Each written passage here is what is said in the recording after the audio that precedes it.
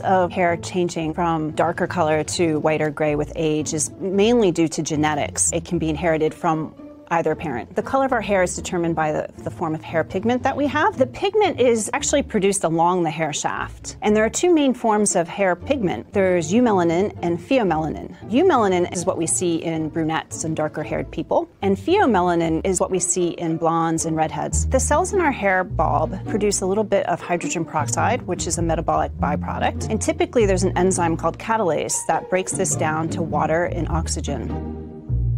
But as we age, there's declining levels of catalase, and this allows the buildup of hydrogen peroxide in the hair bulb, which damages and destroys the melanocytes, or the pigment-producing cells of our hair.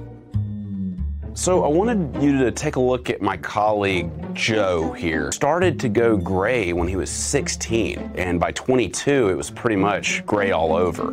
What happened to Joe?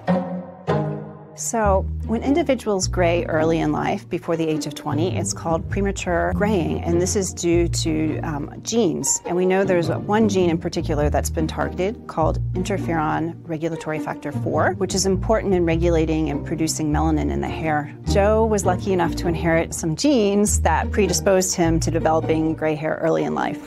After all, Obama didn't look like this when he showed up at the White House. So it's controversial the role stress has in hair graying. We know that stress creates oxidative damage in the body, and it's been linked to a lot of premature aging syndromes. So it causes damage to the melanocytes and may cause us to grow gray earlier.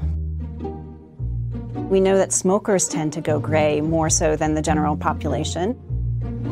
And again, it's felt that it's probably due to the oxidative damage that smoke causes and how it affects the pigment-producing cells in the hair.